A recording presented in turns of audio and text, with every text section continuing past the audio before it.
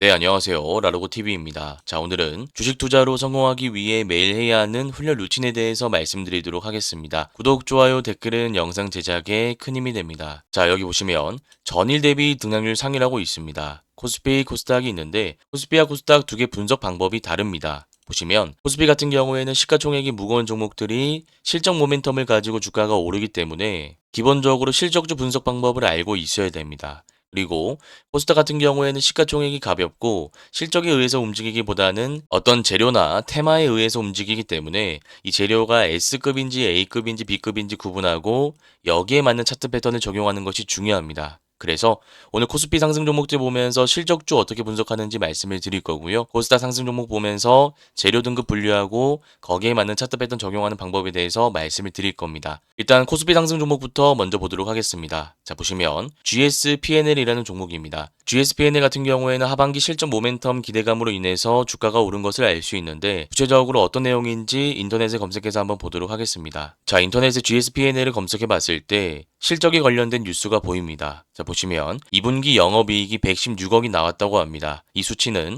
전분기 대비해서 24%가 줄어든 수치입니다. 자, 그러면 실적이 늘어난 것도 아니고 오히려 줄어들었는데 주가가 올라간 이유를 우리가 알고 있어야 됩니다. 자, 지금 뉴스 보시면 중국 단체 관광객 무비자 입국 허용에 호텔 운영 부각되며 수익 기대감을 받을 수 있다. 그래서 주가가 올랐다라는 뉴스가 나와 있습니다. 구체적으로 내용을 분석해 보자면 정부가 중국인 단체 관광객에 대해서 한시적인 무비자 입국을 추진합니다. 지금 GSPNL 같은 경우에는 호텔 및 엔터 서비스 기업으로서 현재 국내에서 5성급 호텔 3곳과 비즈니스 호텔 6곳을 운영하고 있기 때문에 이번에 중국인 관광객이 한 번에 많이 들어오게 된다면 거기에 따른 매출 확대가 전망되고 수혜를 받을 수 있다는 기대감이 있기 때문에 실적주로서 주가가 올라가고 있는 것입니다. 자, 그러면 여기서 실적주 모멘텀에 대해서 제가 다시 한번 정리를 해보겠습니다. 실적주는 크게 세 가지 패턴이 있습니다. 첫 번째는 마이너스에서 플러스로 가는 패턴입니다. 쉽게 얘기해서 흑자 전환했다라는 거죠. 기업이 그동안 실적을 잘 내지 못하다가 드디어 플러스로 전환됐다라는 겁니다. 보통 흑자 전환일 때는 주가가 바닥 구간에 있을 때 들어가는 것이 바람직합니다. 제가 조금 이따가 구체적으로 말씀을 드릴 거고요. 자, 그리고 두 번째는 어닝 서프라이즈입니다. 쉽게 얘기해서 시장 참여자들은 70점 받아올 것이다 라고 기대를 했는데 실적을 공개해 보니까 70점이 아니라 90점이었던 겁니다. 시장 참여자들의 기대보다 더 좋은 실적을 가져왔기 때문에 주가가 올라갈 수밖에 없는 거죠.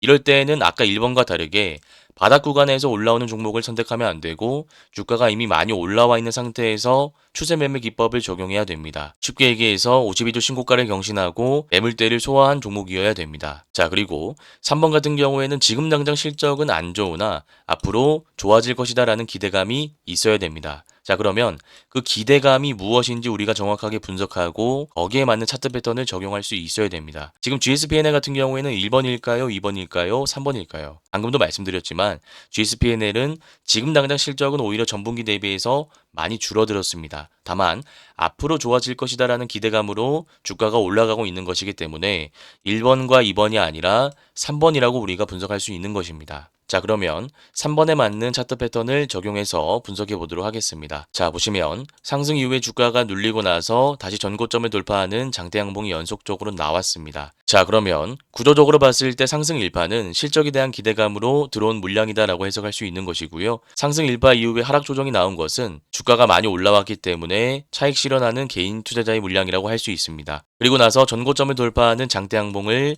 거래대금 실은 채 만들어냈다라는 것은 새로운 모멘텀이 부각되면서 세력들이 주가를 올린 구간이다라고 해석할 수 있는 것입니다. 자, 그러면 비슷한 패턴을 가진 종목을 보면서 심층적으로 분석해 보도록 하겠습니다. 자, 보시면 태용이라는 종목인데요. 상승 파동이 쭉 나오고 나서 개인 투자자의 차익 물량이 나옵니다. 그리고 나서 SMR 프로젝트라는 새로운 모멘텀이 부각되고 주가가 쭉 올라갑니다. 마찬가지로 GSPNL도 태용과 비슷한 구조라고 생각하시면 됩니다. 첫 번째는 기대감으로 인해서 주가가 쭉 오르고 나서 주가가 많이 오르다 보니까 차익 실현하는 개인 투자자의 물량이 나왔습니다. 그리고 나서 새로운 모멘텀이 부각되었고 거래 대금이 들어오면서 상승 추세가 형성이 되었습니다. 자, 그러면 여기서 단기 추세와 중장기 추세만 이탈하지 않는다면 상승 3바 이상 나온다는 것을 의미하기 때문에 우리가 이런 자리에서는 종가에서부터 중장기 추세 지지라인까지 분할 매수로 물량을 모아가는 전략을 수립할 수 있습니다. 네, 그래서 실적주 패턴 세 가지만 알면 모든 실적주 분석이 가능하니 제가 방금 말씀드렸던 패턴 꼭 기억하셔서 다음 실전 매매 한번 적용해 보시길 바라겠습니다. 자, 그 다음 APR 살펴보도록 하겠습니다. 보시면 마찬가지로 실적주 모멘텀을 가지고 주가가 오른 것을 알 수 있는데요. 구체적인 내용은 뉴스를 통해 확인해 보도록 하겠습니다. 자, 보시면 APR 2분기 매출이 3,277억이 나왔습니다. 또 역대 최대치를 경신하면서 어닝 서프라이즈가 나왔기 때문에 시장 참여자들의 관심을 받게 되었습니다. 자, 그러면 우리가 실적주 패턴을 가지고 구체적인 분석 진행해 보도록 하겠습니다. 아까 우리가 살펴본 GSP&L 같은 경우에는 실적이 전분기 대비해서 오히려 줄었습니다만 앞으로의 상승 모멘텀이 부각되었기 때문에 3번 패턴을 적용해서 우리가 타점을 잡을 수 있었습니다. 자, 그런데 APR 같은 경우에는 3번 패턴이 아니라 2번 패턴으로 분류할 수 있는 것입니다. 쉽게 얘기해서 어닝 서프라이즈가 나왔다라는 거죠. 자, 그러면 이 어닝 서프라이즈 같은 경우에는 제가 바닥 구간에 있을 때 여기서 공략하는 것보다는 주가가 쭉 올라왔을 때 52주 신고가 매물대를 소화한 상태에서 추세 매매 기법을 적용하는 것이 오히려 확률이 더 높다라고 말씀을 드렸습니다. 자, 그러면 제가 유사한 패턴을 보면서 조금 더 심층적인 분석을 진행해 보도록 하겠습니다. 자, 보시면 SK바이오팜이라는 종목입니다. 상승 이후에 주가가 눌리고 나서 다시 전고점 돌파하기 직전까지 주가가 올라왔습니다. 자, 그런데 이때 전고점을 돌파하지 못하고 주가가 쭉 빠졌습니다. 자, 그러면 일단 이때 왜 올라왔는지 우리가 이유를 분석할 수 있어야 되는데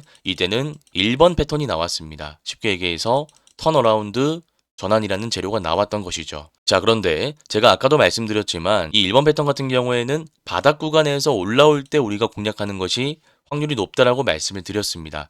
지금 SK바이오팜 같은 경우에는 주가가 많이 올라와 있는 상태에서 1번 모멘텀이 나왔기 때문에 전고점 라인을 뚫고 나서 상승 파동이 길게 형성되지 않았던 것입니다. 자, 그리고 지금 자리도 한번 구체적으로 살펴보도록 하겠습니다. 보시면 거래 대금이 5천억 이상 들어오면서 장대 양봉이 길게 나왔습니다. 다만 주가가 쭉 올라가지 못하고 다시 장대 양봉이 나오면서 시세를 반납했습니다. 자, 그러면 아까와 마찬가지로 지금의 장대 양봉 자리에서 어떤 재료가 나왔길래 주가가 올라왔는지 분석을 할 수 있어야 되는데 이때는 아까와 다르게 턴어라운드 전환이 아니라 어닝 서프라이즈라는 재료가 나오면서 주가가 올랐습니다. 다만 지금 자리는 바닥 구간이기 때문에 상승 탄력을 받으면서 주가가 올라가지 않고 다시 상승분을 반납할 수밖에 없었던 것입니다. 그래서 내용을 쉽게 한번 정리해 드리자면 만약 이 구간에서 전고점을 돌파하는데 어닝 서프라이즈 재료가 나왔더라면 APR 패턴처럼 주가가 쭉 올라갈 가능성이 높았습니다. 다만 이 자리에서 1번 패턴이 나왔기 때문에 주가가 빠졌다라고 우리가 해석할 수 있는 것이고요. 지금 자리에서 우리가 또 분석을 해봤을 때 장대 양봉이 나왔습니다만 바닥 구간에서 어닝 서프라이즈라는 재료가 나왔기 때문에 오히려 주가가 하락했다라고 할 수 있는 것입니다. 그래서 이 어닝 서프라이즈라는 재료가 나오려면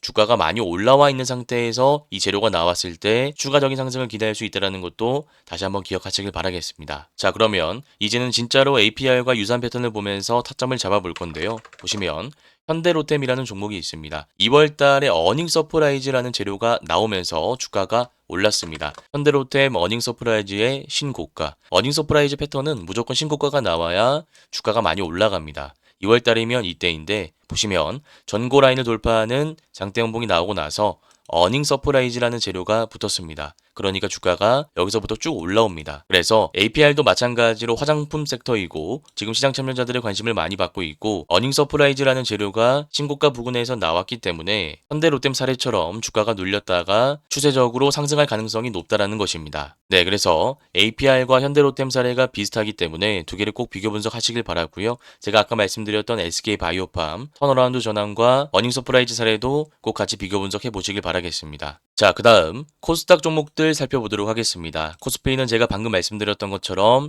세 가지 기준에 의해서 실적주 분석하시면 모두 다 차트 해석이 가능합니다. 그래서 앞으로 여러분들이 훈련을 하실 때 제가 말씀드렸던 이 기본적인 툴을 가지고 해석을 하시면 되고요. 코스닥은 코스피와는 조금 다른 접근 방법을 이용해야 됩니다. 재료의 등급을 분류하고 그 등급에 맞는 차트 패턴을 적용할 수 있어야 됩니다. 실제로 상승한 종목들을 보면서 구체적인 분석 방법 말씀드리도록 하겠습니다. 자, 보시면 동일 스틸럭스라는 종목부터 살펴보겠습니다. 지금 보시면 시가총액이 199억입니다. 단기 투자를 할 때는 네 가지 기준을 꼭 기억해야 되는데 첫 번째는 시가총액 500억 미만, 두 번째는 정지 테마주, 세 번째는 관리 환기 종목, 네 번째는 당일 신규 상장주입니다. 여기에 해당되는 종목들 같은 경우에는 변동폭이 너무나 심하기 때문에 대응하기가 어렵다라고 말씀을 드렸습니다. 그래서 코스닥 종목들을 분석하실 때 여기에 해당되는 종목들이 있다면 그냥 패스하시면 됩니다. 자, 그 다음 GFC 생명과학이라는 종목 살펴보도록 하겠습니다. 자, 보시면 신규 상장주입니다. 당일 신규 상장주가 아니기 때문에 우리가 분석을 할 수 있는데요. 자, 보시면 상장 당일에 윗꼬리 아랫꼬리 길게 달린 캔들로서 물량 매집을 하고 나서 주가가 빠질 때마다 세력들이 집중적으로 매집을 한 것을 알 수 있습니다.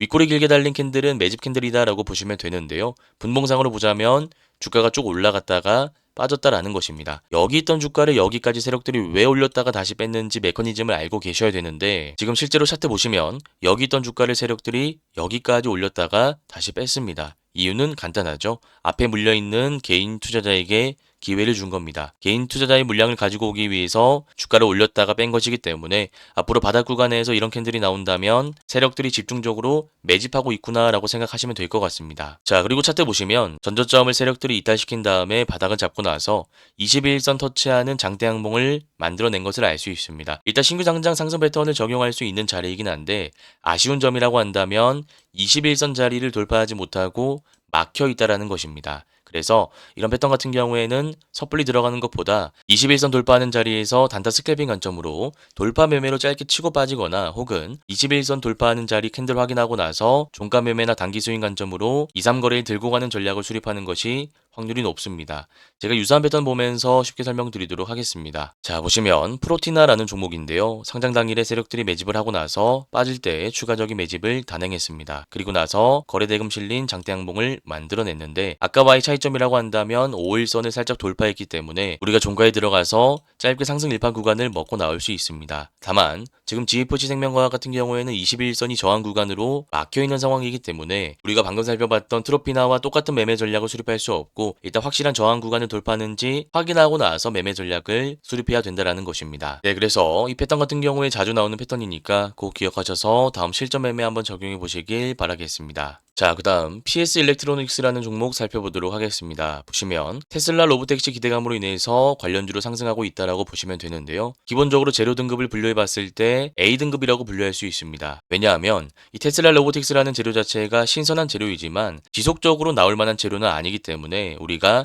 S급과 B급의 중간격인 A급으로 분류하는 게 맞고 여기에 맞는 차트 패턴을 적용할 수 있다는 것입니다. 자, 보시면 상승 이후에 주가가 눌리고 나서 살짝 반등합니다. 그리고 나서 다시 빠지고 120선 살짝 돌파하는 장대 항봉이 나온 것을 알 수 있습니다. 자, 그러면 우리가 이때에는 두 가지 매매법이 떠올라야 되는데 일단 첫 번째로 쓸 수 있는 매매법은 121선 매매 기법입니다. 그리고 두 번째는 만약 상한가 마감했다면 역배열 매매법을 적용할 수 있었겠죠. 일단 121선 매매법과 역배열 매매법에 대해서 구체적으로 말씀드리도록 하겠습니다. 자, 보시면 지금 121선을 살짝 돌파하는 윗골이 달린 장대 항봉이 나왔습니다. 제가 방금도 말씀드렸지만 살짝 돌파했습니다.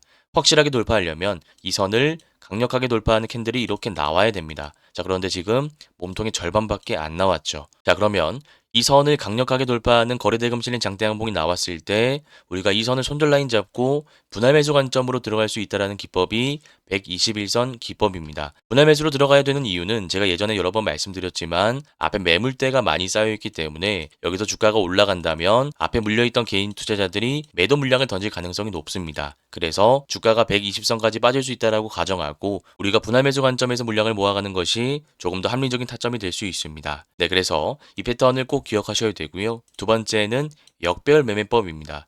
제가 아까도 말씀드렸지만 상한가 마감했다면 쓸 수 있는 패턴인데 제가 실제로 상승한 패턴 보면서 구체적으로 말씀드리도록 하겠습니다. 자, 보시면 유라클이라는 종목입니다. 상승 이후에 주가가 빠지고 나서 살짝 반등하고 다시 빠지고 나서 반등하고 빠지고 나서 상한가를 만들어냅니다. 그러면 추세선을 설정해 봤을 때 하락 구간 안에서 저항선에 터치하는 상한가가 나왔기 때문에 다음날 시가갭이 낮게 뜬다면 시가 매매 관점에서 들어가거나 혹은 팽이형 캔들이나 도지형 캔들, 망치형 캔들이 거래대금 실린치 나온다면 우리가 양음량 패턴을 이용해서 상승 일파를 먹을 수 있다고 말씀을 드렸습니다. 쉽게 얘기해서 시가 매매와 단기 수익 매매가 모두 가능한데 지금 PS 일렉트로닉스 같은 경우에는 하락 추세 구간에서 상한가가 나오지 않았기 때문에 유라클과 똑같은 패턴을 적용할 수 없습니다. 그래서 결과론적으로 말씀드리자면 121선 패턴을 이용해서 이 선을 확실하게 돌파하는 장대 항봉이 나왔을 때 우리가 이 선을 기준으로 분할 매수 관점으로 물량을 모아가야 된다라는 것입니다. 네, 그래서 이 패턴 역시도 자주 나오는 패턴이니까 꼭 기억하셔서 다음 실전 매매 한번 적용해 보시길 바라겠습니다. 네, 이렇게 주식 투자로 성공하기 위해 매일 해야 하는 훈련 방법에 대해서 구체적으로 말씀해 드렸습니다.